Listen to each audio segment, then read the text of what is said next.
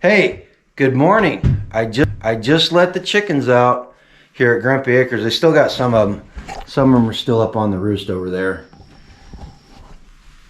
And it's morning, so you're probably going to hear some crowing.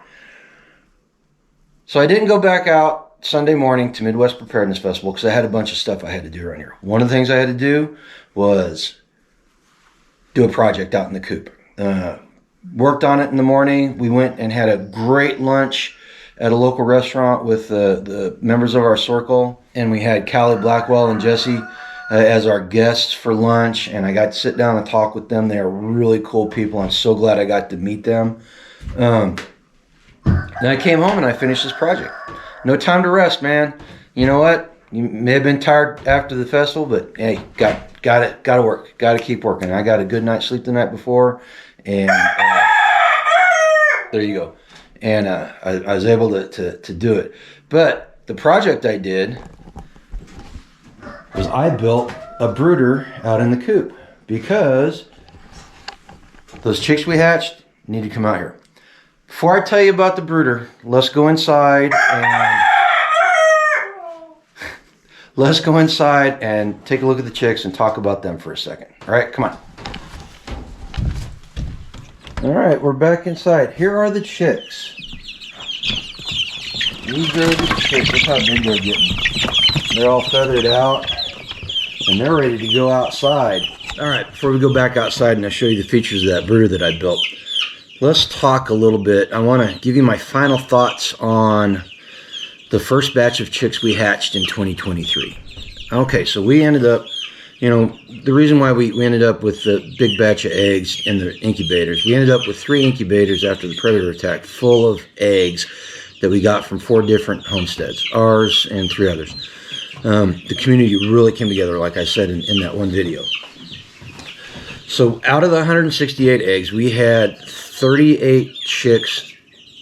We had 41 chicks hatched and 38 survived, which comes out to 23% success rate.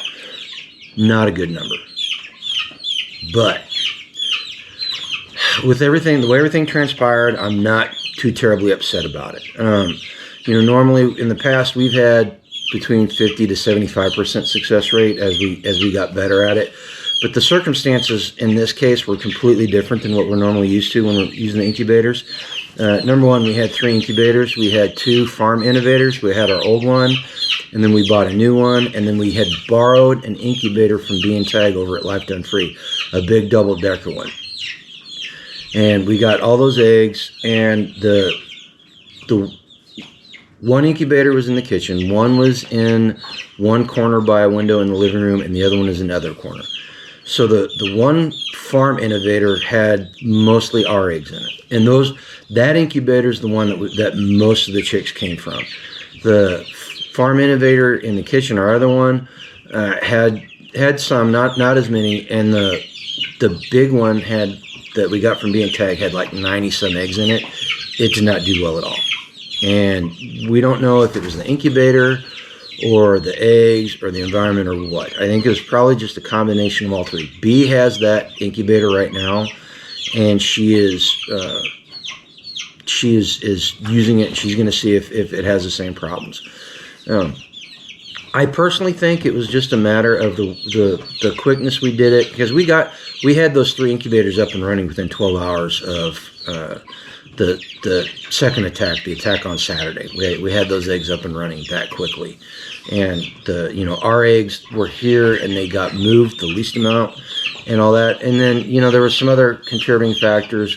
The big incubator had an alarm go off, and our house sitter, we were in Tennessee for Self-Reliance Festival, she wasn't quite sure how to handle it, and so that may have been a contributing factor.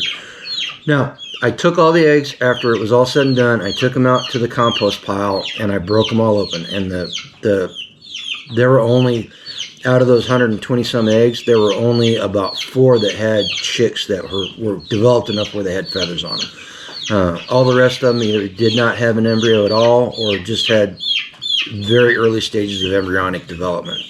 So that tells me that something happened early on that caused the failure rate to be as high as it was. So you know, these things happen. You're going to fail if you start hatching chicks out. You'll have these things happen too. It's a learning curve. Another thing that we did was, you know, we have an aversion to heat lamps now. If you're new to the channel, we had a coop fire, destroyed a big, huge coop that I had built and killed about 350 chicks. So we have and it was due to a heat lamp. So we have an aversion to heat lamps. So we were using these Producer Pride Radiant heaters. That's what those chicks are sitting on. That's that black thing. I've been extremely pleased with them. They're made in China. They came from Tractor Supply. I know, hypocritical. It was one of those things. I didn't have any control over it. With that said, though, they worked. They worked very well. The Radiant heaters are much better because they'll sit flat like this until the chicks get bigger, and then you can set them up on their side. And they have worked great. I don't have them plugged in right now because the chicks are getting drug outside every day from here on out as it warms up because they stink. That was another thing. I don't want to have to rely on electricity from here on out. So 2023 is probably going to be the last year where incubators are our primary method of hatching out chicks. We're going to start learning how to use brooding hens, and we've been doing it for eons, and there are people all across the country doing it successfully. So it's a skill we need to learn, and I encourage you to. I encourage you, if you're incubating chicks and you're raising chickens, you need to start exploring having brooding hens sit on eggs and hatch them out. And the other reason is they stink. They've reached the point where we're having to change the bedding out every single day because they stink. That's one of the reasons. Not only am I trying to harden them, you know, getting them used to the not having the the heaters, I'm trying to get them to be ready for the cold. Check this chicken out. This is he jumped down. That's a bare neck chicken. They don't have any feathers on their things. That came from being tagged, and you know, that big brooder. We're gonna go outside now. We're gonna. Oh, sorry about that. We're gonna go outside and we're gonna look at the brooder out in the coop now. But those eggs that were in that big brooder came from being tags, and part of the agreement was we would split the chicks that came out of it. Unfortunately, not many came out of it, but that was one of them. And I'll be honest with you, those bare neck chickens are kind of creepy looking. They kind of creep me out. But talking with a friend of ours who really knowledgeable about livestock, she said that they are great broody hens, and they're great for sitting on chicks or sitting on eggs. All right, so everybody's out. I let them out before we went back inside. All right, so here we are. Let's get where you can see me, and let's talk about the brooder. Okay, so you gotta glance at it before. So here's the brooder. It's got a lid, and it's got chicken wire on it. It's got linoleum on the floor for easy cleaning. I put the big metal feeders in here for the chicks. Eventually, I'm gonna cut the fencing out right there, that welded fence on the bottom. That's going to get cut out so they can get in and out of it. And down the road, I'm going to build frames. I know.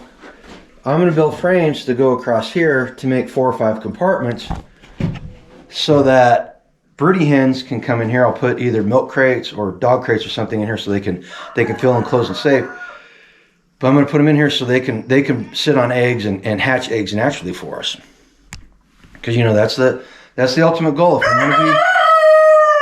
If we want to be prepared for any eventuality, we got to get to that point. But I'll be able to do that, and it'll segregate them. They'll sit on the eggs. Hens are stupid. They'll find another clutch of eggs and sit on it, and then the one batch will get cold and not be viable. So you have to pin them up so they don't go wandering around, sit on different eggs.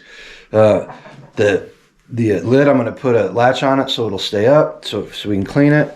I think it's going to work really well. It's too cold right now to put the chicks out here at night without a heater. So they're going to be in the house until we can get some warm weather. Oh, that light's a little bright, isn't it? But they're gonna be out here eventually, probably within the next week, because it's supposed to start warming up proper here in the next week, and the nights aren't going to be as cold. Well, that's about it. You know, it was a good afternoon project for me. If you want to know more about it, say something in the comment below, and I'll go into exactly how I built it and let you know my thoughts on it. Hit that thumbs up button. Hit that thumbs up button if you like this type of content, and hit that notification bell if you want to know when we put more videos out.